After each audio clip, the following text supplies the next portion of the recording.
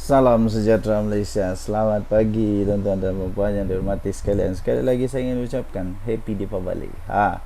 Tuan-tuan dan puan, ini tanda awal. Ini tanda awal uh, kehancuran. Bolehkah kita jawab kehancuran?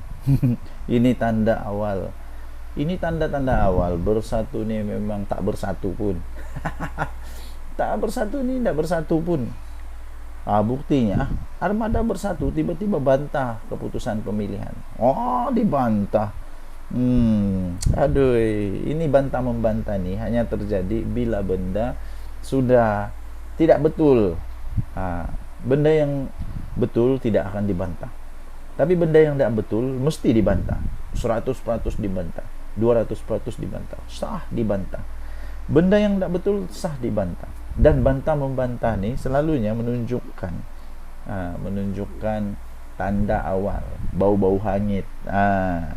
Ini keputusan pemilihan dibantah. Kenapa? Ada apa masalah dengan keputusannya Muhyiddin Yassin? Kesianlah parti Bersatu ni. Sudahlah tidak kuat. Sudahlah hanya hanya berharap kepada PAS.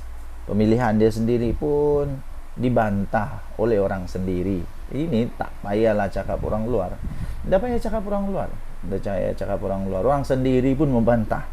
Ini Armada Bersatu menyatakan bantahan terhadap keputusan pemilihan sayap itu yang diumumkan oleh Jawatan Kuasa Pemilihan Parti pada Selasa. Apa yang jadi? Apa yang jadi? Rupanya dalam pemilihan parti pun ada masalah. Penolong setiausahanya Muhammad Faiz Rahmat berkata pengumuman itu mengundang tanda tanya bukan saja daripada perwakilan Armada tapi juga daripada ahli Bersatu di seluruh dan seluruh rakyat di negara ini. Seluruh rakyat? Taklah, saya dah kisah pun. Bukan seluruh rakyat dah kisah pun aku. Kamu bercakar, kamu bertarik rambut kah, tak kisah pun ni seluruh. Menurut beliau, JPP perlu menjawab beberapa persoalan, antaranya mengenai proses pemilihan, sama ada ia dijalankan secara telus atau terdapat sebarang rancangan atau campur tangan individu tertentu yang mempunyai agenda pribadi bagi menentukan sebarang keputusan. Habislah. Muhyiddin Yassin sila jawab benda ni. Muhyiddin Yassin tolong jawab. Hal ini dibangkitkan kerana lebih 4,700 undi telah dibuat oleh perwakilan yang ingin memilih saf kepimpinan Armada Bersatu dengan adil dan terbuka. Mengapakah proses dan tata cara pemilihan kali ini dilihat tidak dibuat dengan baik dan teratur? Dia kata. Silap-silap ROS kena masuk campur ni. Sudahlah, selepas ini memang ada masalah dengan ROS yang dibangkitkan lah. Dulu itu pasal perlembagaan, ada orang bangkitkan tentang perlembagaan. Ini kali tentang pemilihan ini pun bersangkut dengan perlembagaan juga agaknya. Jadi bagaimana tu? Pening. Jadi bagi anda yang ingin masuk Bersatu, pertimbangkan semula lah kot lah. Tapi kalau mau masuk silakan, tiada masalah. Kasi kuat-kuat Bersatu, kesian Bersatu tidak kuatkan sekarang, hanya berharap pada PAS saja. Yang banyak cakap susahlah. Beliau memberitahu kenyataan media dibuat oleh pengurusi JPP pada 20 Oktober lalu hanya memberi ruang bantahan dibuka sehingga jam 10 pagi. Yang Isnin dianggap satu proses yang tidak teratur dan di luar kebiasaan, kerana bantahan sepatutnya dilakukan selepas pengumuman dibuat. Apakah perkara yang ingin dibantah jika jumlah undi, pemenang dan lain-lain hal berkaitan proses pengundian belum diketahui secara umum? Betul juga, logik juga. Apa yang mau dibantah kalau belum ada keputusan? Yang mau dibantah selepas ada keputusan baru kita tahu mau dibantah. Pelik bin ajaib. Apalah bos-bos Bersatu ni takut. Apakah terdapat sebarang kebocoran maklumat yang telah berlaku daripada pihak JPP kepada mana-mana pihak calon soal beliau? Jadi tinggalkan komen anda. Apa pendapat anda dengan benda ini? Kita jumpa lagi. Bye-bye. Lah Selamat pagi tuan-tuan dan puan-puan. Belum habis satu lagi. Belum habis satu lagi. Belum habis lagi kes-kes mahkamah, orang-orang PAS, orang-orang dalam Perikatan Nasional. Muncul lagi benda baru. Tiba-tibalah seorang pemimpin besar di dalam Perikatan Nasional ini berhimpun tanpa permit. Berhimpun tanpa permit. Disahkan 2 adun PAS, disahkan, dipanggil oleh polis. Alah, kalau mau buat bantahan, pakailah otak sikit. Kamu tuh pemimpin besar, ada otak, bijak, pandai. Pakailah cara yang betul. Kalau mau buat bantahan, pergilah minta dulu permit daripada polis. Kamu ada kuasa. Kamu boleh jumpa polis, beritahu kami nak buat ni. Takkanlah polis tidak mau benarkan kalau benda tu betul. Ini tidak. Terus saja buat perhimpunan tanpa permit. Sampai 2 adun PAS dipanggil oleh polis ni. Susulan perhimpunan yang diadakan di Dataran Merdeka. Dataran Menara Condong Teluk Intan pada minggu lalu. Ini pada 20 Oktober ni. Polis mengesahkan telah memanggil 2 adun PAS yang disyaki terlibat untuk membantu siasatan. Siapa 2 adun ni? Adun yang pertama adalah Razman Zakaria. Memang famous dia ni sekarang. Dan juga Pesuruhjaya PAS Perak, Adun Gunung Semanggul, serta Adun Selinsing Salahuddin Abdullah. Yang saya hairan, apa dorang boleh dapat dengan benda ni? Dengan hanya berhimpun tanpa permit, apa yang kamu boleh dapat? Apa yang kamu dapat? Apa sebenarnya yang kamu sedang perjuangkan? Apa yang sebenarnya kamu sedang perjuangkan? Saya pun heran, pelik jugalah. Kemarin pula hari tu, hari Selasa saya pergi tengok main bola Sabah lawan Kedah, dan Kedah kalah 5-2. Sabah belasah Kedah lah 5-2. Di Sabah, di pasukan Sabah ada pemain yang berasal daripada Korea, 2 orang, si Ku dan si Pak Taesu. Tapi Pak Taesu tak main lah, si Ku yang main. Kamu tahu apa? Di sebelah saya, lebih kurang dalam 10 orang jaraknya tempat duduk saya, ada orang Korea bawa bendera Korea. Mereka pasang buka bendera Korea tu, lepas tu teriak ku, lepas tu entah apa diorang cakap bahasa Korea lah. Mereka sokong pemain Korea yang berada di Sabah. Tapi apa yang saya ingin katakan ialah saya tidak rasa apa-apa pun. Yang saya rasa seronok lah, sebab diorang sokong diorang punya apa. Dan biasa benda tu berlaku.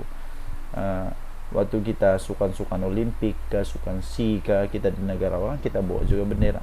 Okay. Tapi betul lah apa yang dilakukan oleh pelancong China itu, memang diorang tak tahu. Mungkin diorang tak tahu undang-undang negara kita. Mungkin diorang tak tahu. Jadi bila sudah diorang tahu, mungkin diorang tidak akan buat lagi lah. Tapi yang boleh menjejaskan negara kita ialah kalau kita terlalu ekstrim sangat. Nanti bila mereka bawa benda ni, atau benda ni sudah tersebar sampai negara China, macam mana nanti kalau itu boleh menjejaskan hubungan ekonomi di antara China dan Malaysia? Itu susah. Nanti pelabur nak mau datang lagi, susah juga kan. Jadi sama juga, kalaulah saya marah, tiba-tiba saya marah, bendera Korea tu jangan bawa di sini. Last orang Korea tidak mau datang Sabah sudah. Jadi begitulah. Jadi poin kita di sini ialah adun-adun ni bijak. Mereka bijak semua. Jadi patut minta permit lah. Janganlah buat benda yang tidak permit. Bila sudah kena siasat, salahkan polis, salahkan Anwar, salahkan Madani, macam-macam salahkan. Sedangkan yang salahnya saya anda tahulah. Nah, ini disahkan oleh Ketua Polis Perak, Datuk Azizi Mat Aris, berkata, selain mereka terdapat 3 lagi individu yang difahamkan dari parti itu telah dirakam percakapan di Ibu Pejabat Polis daerah Hilir Perak semalam. Okey, so apa komen anda? Apa komen anda? Ini berdasarkan kesalahan kes disiasat bawah Seksyen 9-1 Akta Himpunan Aman 2012 kerana berhimpun selain berucap tanpa kebenaran, katanya dalam satu sidang video secara media petang tadi. Okey. Terdahulu perhimpunan mengibarkan jalur gemilang itu diadakan sebagai reaksi kepada sekumpulan pelancong China yang mengibarkan bendera negara mereka di sini. Setakat ini, kata Azizi, 8 laporan polis diterima pihaknya berhubung himpunan tersebut. Selain kertas siasatan akan dirujuk kepada Ketua Jabatan Siasatan Jenayah Perak untuk tindakan lanjut. Kita jumpa lagi. Tinggalkan komen anda. Bye. Salam sejahtera Malaysia. Denyut nadi suara rakyat bergema di channel ini. Okey, tuan-tuan dan puan yang dihormati sekalian, selamat pagi. Apa kabar? Okey, tuan-tuan dan puan yang dihormati sekalian, kita semua sudah tahu, rata-rata seluruh rakyat Malaysia sudah tahulah apa yang terjadi pada Datuk Seri Najib Tun Razak, bekas Perdana Menteri Malaysia yang telah pun disahkan terpaksa membela diri. Semua orang tahu tentang perkara itu, tapi jangan skip video ini kerana saya ingin kongsikan kepada anda rahsia sulit yang ramai rakyat Malaysia yang tidak tahu, yang mereka hanya tahu Najib kena di mahkamah, tapi ramai yang tidak tahu tentang perkara ini. Rahsia ini ramai yang tidak tahu. Saya ingin kongsikan kepada anda 8 rahsia yang rakyat Malaysia yang tidak tahu tentang Najib dan 1MDB. Ini disebut di mahkamah, dinyatakan oleh Hakim Mahkamah Tinggi. 8 perkara. Yang pertama, ramai yang tidak tahu perkara ni. Kenapa Najib kalah? Yang pertama, kerana tertuduh, iaitu Najib Razak, mempunyai kawalan dan kuasa penuh ke atas perbelanjaan akaun bank peribadinya. Pertama, dia ada kawalan penuh dan kuasa penuh. Maksudnya tidak ada sebarang apa-apa pengaruh, tidak ada yang cuba untuk tipu dia, tidak ada, ya kalau orang tu cuba tipu dia pun, kalau orang tipu dia pun, dia masih ada kawalan penuh dan kuasa penuh kepada perbelanjaan akaun bank peribadinya. Itu yang pertama.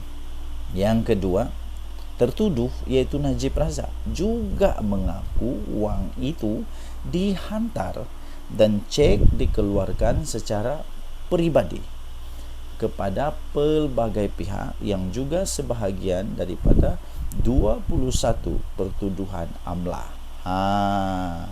Dia mengaku wang itu dihantar dan cek dikeluarkan secara pribadi.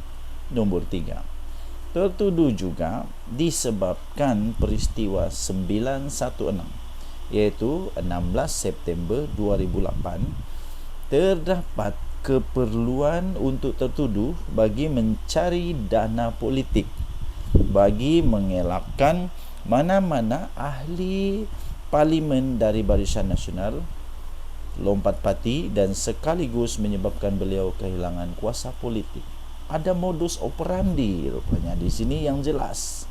Ini boleh dikategorikan sebagai modus, mungkin boleh dikategorikan sebagai modus operandi. Ramai yang tidak tahu perkara ni. Yang nombor 4, jangan skip. Nombor 6 paling padu. Nombor 4, keterangan daripada bekas Ketua Setiausaha Negara. Ini dari bekas Ketua Setiausaha Negara sendiri, iaitu Tan Sri Sidek Hasan, yang memberi keterangan bahawa 1MDB dimulakan sebagai dana politik untuk Barisan Nasional. Wow, ini paling pecah kepala. Nombor 4 ni, keterangan dari bekas Ketua Setiausaha Negara sendiri, Tan Sri Sidek Hasan. Dia memberi keterangan bahawa 1MDB ni dimulakan sebagai dana politik untuk Barisan Nasional. Saya fikir ramai yang tidak tahu perkara ini. Ramai juga makcik-makcik tu yang nangis-nangis Najib tu, penyokong Najib. Dia tidak tahu benda ni. Dia tidak tahu benda ni. Nombor 5. Tertuduh tidak pernah membangkitkan sebarang pertanyaan mengenai dana yang memasuki akaun pribadinya sepanjang 4 tahun. Dia tidak pernah membangkitkan sebarang pertanyaan.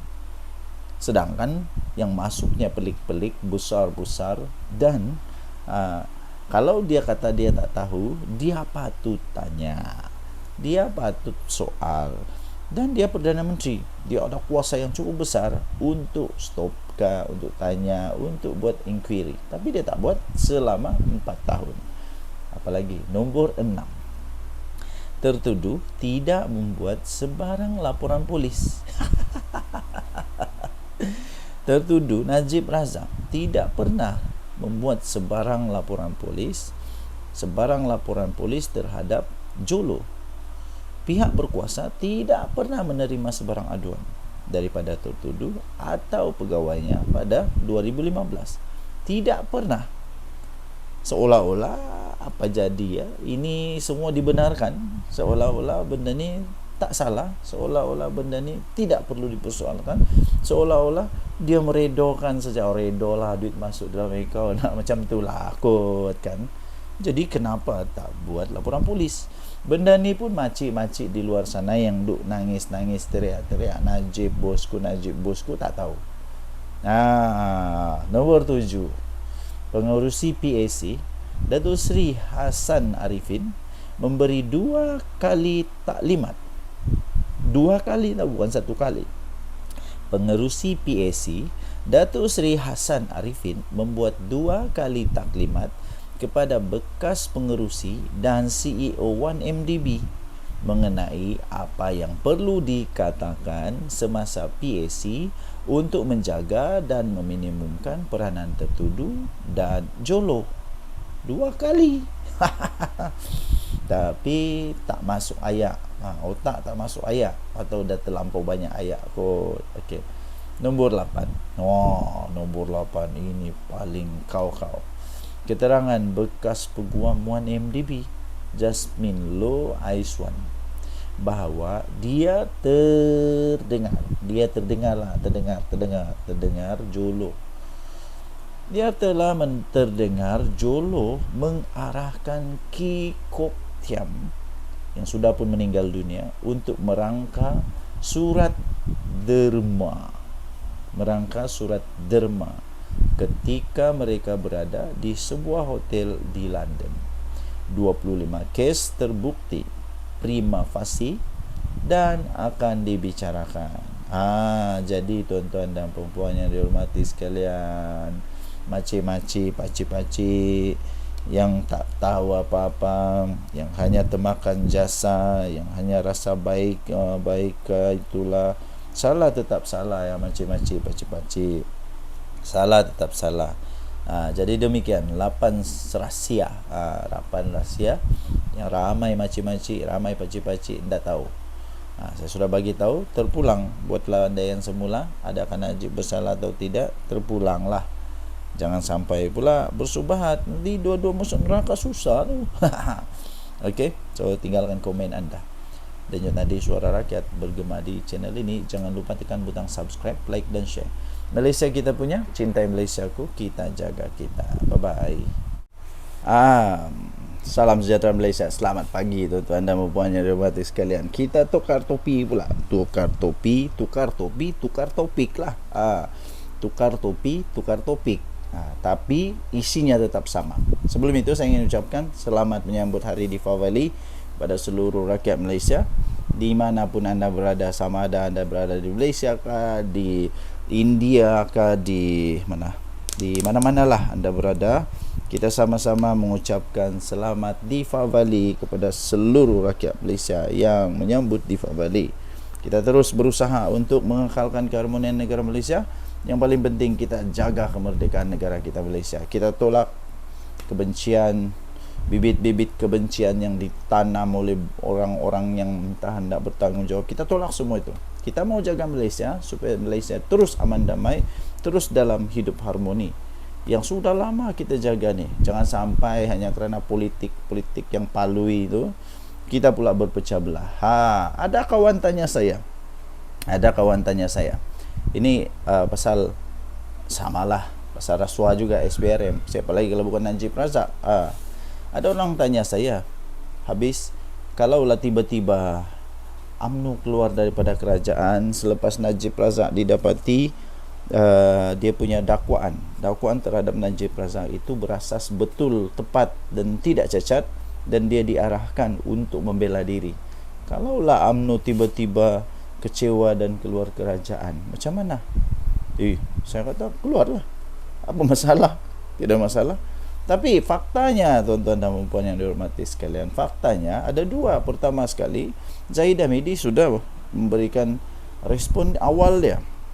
Respon awal Zahid Hamidi, dia kata ini peluang untuk Najib Razak membuktikan bahawa dia tidak bersalah. Ini maksudnya bahawa Zahid Hamidi sudah mulai dapat terima keputusan-keputusan yang dibuat oleh mahkamah tanpa mewujudkan lagi sentimen seolah-olah Najib betul-betul tak salah dan sebagainya. Ditambah pula pengakuan Najib Razak bahawa memang ada skandal di dalam 1MDB, salah laku dalam 1MDB. Kedua, berita-berita sekarang semakin hangat bahawa Pakatan Harapan dan Barisan Nasional mungkin bekerja sama di dalam PRN yang akan datang, terutamanya PRN di Sabah. Sudah semakin hangat diperkatakan di PRN Sabah nanti kemungkinan BN, iaitu ada dalamnya UMNO, akan bekerja sama di dalam PRN Sabah. Ini menunjukkan bahawa tidak ada kemungkinan untuk UMNO keluar daripada Madani. Tak ada. Jadi orang-orang yang nak sangat tengok UMNO keluar dari Madani itu anda silap, ya, anda silap. Walaupun ya adalah bising-bising tentang DAP dengan UMNO, saling bertukar-tukar pendapat dan sebagainya, memang ada. Tetapi untuk mereka keluar daripada kerajaan Madani itu satu tindakan yang langsung tak betul. Langsung tak betul dan tidak ada pun kelebihan untuk mereka. Yang ada ialah ini akan mendatangkan kerugian lebih besar kepada UMNO. Ada apa dengan UMNO lagi kalau mereka keluar daripada kerajaan Madani? Ada apa dengan UMNO kalau mereka keluar daripada kerajaan Madani? Jadi jawapan saya mudah. Kepada anda yang bertanya, adakah UMNO akan keluar daripada kerajaan? Jawapan saya pendek, mudah, jelas. Tidak. UMNO tak akan keluar daripada kerajaan Madani. Pertama, dia tidak ada modus operandi untuk keluar. Kedua, tidak ada hasil untuk dia keluar. Keempat, apa faedah dia kalau dia keluar? Kelima, kalau dia keluar, dia akan lingkup. Keenam, kalau dia keluar, dia tak ada apa-apa dah. Ketujuh, Zahid Hamidi tidak akan keluar. Sebab UMNO belum kuat lagi sekarang. Kalau diorang keluar, memang saya boleh jamin mungkin 50-50 lah. Bukan jamin, tak juga jamin, tapi memang tak ada harapan. Silap-silap terus berkubur UMNO ni kalau dia keluar daripada Madani. Apapun itu pendapat saya, tinggalkan komen anda. Denyut Nadi Suara Rakyat bergema di channel ini. Jangan lupa tekan butang subscribe, like dan share. Malaysia kita punya, cintai Malaysia, kita jaga kita. Bye-bye. Salam sejahtera Malaysia. Vanakkam. Selamat menyambut Hari Deepavali kepada seluruh rakyat Malaysia. Hari ini hari yang cukup besar untuk negara Malaysia. Bagi kita, negara berbilang kaum dan bangsa serta agama di negara Malaysia, kita selalu saja celebrate rakan-rakan yang celebrate agama atau kebudayaan atau tradisi masing-masing. Jadi hari ini kita celebrate Happy Deepavali. Selamat menyambut Hari Deepavali kepada seluruh rakyat Malaysia daripada channel ini. Okay, so kita teruskan menjaga keharmonian negara kita, kita teruskan menjaga kesatuan negara kita, kita saling menghormati, toleransi, elakkan fitnah dan tabur kebencian dan sebagainya. Okey, so kita ucap tahniah kepada negara Malaysia yang dapat mempertahankan apa yang kita sudah pertahankan selama ini ya. Jadi kita tolak semua hasad benci, hasad dengki, hasad fitnah. Kita tolak semua ajaran-ajaran yang mencuba untuk menyemai kebencian dalam negara Malaysia. Kita tolak semua itu dan kita sama-sama membentuk negara Malaysia yang cukup harmoni. Saya fikir semua agama mengajarkan bahawa kita perlu untuk hidup dalam komuniti yang harmoni. Okey. Pertama sekali, saya ingin berkongsi satu tangkapan terbaru daripada SPRM. Inilah sebab inilah negara Malaysia sekarang semakin maju kerana rasuah sudah semakin dapat dibenteras. Ini berbeza daripada pemerintah sebelum ni yang saya pun tidak tahu apa diorang buat di office. Saya pun tidak tahu apa diorang buat dengan diorang punya kementerian dan sebagainya.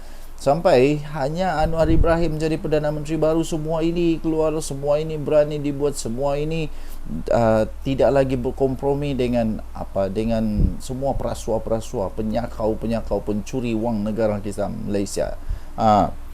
Terbaru, patutlah negara Malaysia punya pertanian susah mau berkembang. Rupanya di dalam pertanian pun ada orang cuba untuk sakau. Bayangkanlah, aprak tak aprak, hantu tak hantu. Inilah petani-petani yang cuba untuk membantu negara Malaysia, mereka pula disakau. Tangkapan SPRM. Tangkapan SPRM ini bakal mendedahkan skandal kenapa hasil padi petani tidak seberapa. Tangkapan oleh SPRM terhadap seorang eksekutif pemasaran kepada sebuah syarikat. Ini pelik. Sebuah syarikat yang sudah dormant. Kamu tahu apa dormant? Sudah tidak berfungsi, sudah tidak ada lagi, sudah tidak lagi beroperasi. Itu dormant. Sudah syarikat tu dormant tapi mendapat kontrak sebanyak 1.8 bilion yo. Ini nanti kita tengok nih siapa yang bertanggungjawab bagi kontrak kepada syarikat dormant ni. Syarikat dormant dapat 1.8 bilion pembekalan baja, dipercayai akan mendedahkan skandal pembekalan baja tidak bermutu kepada petani selama ini. Habislah. Mari kita tengok siapa yang kena. Ini kerana penyelewengan ini. Penyelewengan ini didakwa antara punca mengapa baja yang ada di Malaysia sekarang ini yang dibekalkan oleh sebuah badan kerajaan kepada petani-petani nampaknya sebenarnya tidak bermutu, yang kemudian menyebabkan petani-petani gagal menghasilkan padi yang mencukupi. Kesian petani ini. Petani-petani ini bukannya saintis, mereka bukan tahu. Yang tahu baja datang, buatlah seperti biasa. Ni teruk betul malaun manusia-manusia ni. Ini kepala entah mana yang buat ini. Bagi aktivis media sosial yang giat membangkitkan isu penyelewengan dalam sektor pertanian, Hishamuddin Ghazali dan Sam Gaz, isu ini akan meledakkan apa yang berlaku sebenarnya selama ini. Ini dia. Lepas tu dia sebut apa? Pembangkang Perikatan Nasional. Pembangkang Perikatan Nasional duk pertikai beras putih tempatan tidak cukup di pasaran. Dia kata, zaman mereka jadi kerajaan 33 bulan duk bekal baja subsidi. Tak ikut spek. 15,000 tan kepada pesawah, hasil hingga hasil jadi rendah, tak apa pula. Zaman mereka jadi kerajaan 33 bulan duk bekal baja subsidi tidak ikut spek. 15,000 tan kepada pesawah hingga hasil jadi rendah, tak apa pula, kata dia. Kesannya tahun 2023 tak cukup beras, kata beliau menerusi Facebook. Siapa Perdana Menteri waktu tu? Habis checkmate. Kementerian Pertanian dan Keterjaminan Makanan pula sedia untuk memberikan kerjasama kepada SPRM susulan pembongkaran kewujudan kartel dalam pengagihan dan pembekalan kontrak baja padi dianggar bernilai 1.8 bilion. Menterinya Datuk Seri Muhammad Sabu berkata, beliau mengalu-alukan siasatan oleh badan berkenaan yang dijalankan ke atas Pertubuhan Peladang Kebangsaan atau NAFAS. Beliau kata, saya amat mengalu-alukan siasatan oleh SPRM yang dijalankan kini ke atas nafas. Saya juga ingin beri jaminan yang KPKM akan beri sepenuh kerjasama kepada SPRM untuk melengkapkan siasatan mereka. Semalam seorang eksekutif pemasaran sebuah syarikat direman 4 hari sehingga Sabtu ini berhubung dakwaan kewujudannya kartel dalam pengagihan dan pembekalan kontrak baja padi di sebuah pertubuhan di bawah kawalan sebuah kementerian yang dianggar 1.8 bilion. Perintah reman itu sah telah dikeluarkan oleh Magistrat Irza Zulaika Rohanuddin terhadap suspek. Menurut sumber lapor BH Online, lelaki berusia 30-an itu ditahan bagi membantu siasatan untuk memberikan keterangan lanjut. Setelah disiasat, hasil siasatan awal, kata laporan itu, siasatan awal mendapati syarikat terbabit adalah sebuah syarikat yang tidak aktif, sudah dormant di Malaysia sejak 8 tahun yang lalu. Bagaimanapun, syarikat induknya merupakan sebuah syarikat berpengkawalan di negara jiran. Di Singapura, syarikat terbabit juga dikatakan menerima kontrak pembekalan baja berjumlah 15,000 tan atau lebih kurang 60 juta pada tahun 2022. Siapa Perdana Menteri waktu itu, cik? Pemberian kontrak sangat meragukan, dipercayai dibuat atas arahan pihak tertinggi pertubuhan tanpa kelulusan lembaga pengarah dan diberikan secara rundingan terus atas alasan pembelian darurat. Bila sebut darurat, aku ingat pula seorang manusia di Malaysia ni lah. Okay, so untuk mendapatkan berita yang lebih jelas, lebih lengkap, anda boleh layari ini di Harapan Daily. Bukan Haraka ya, Harapan Daily. Ini Harapan Daily, tangkapan SPRM bakal dedahkan skandal apa ni? Kenapa hasil padi petani tidak seberapa. Okey, kita jumpa lagi. Baik.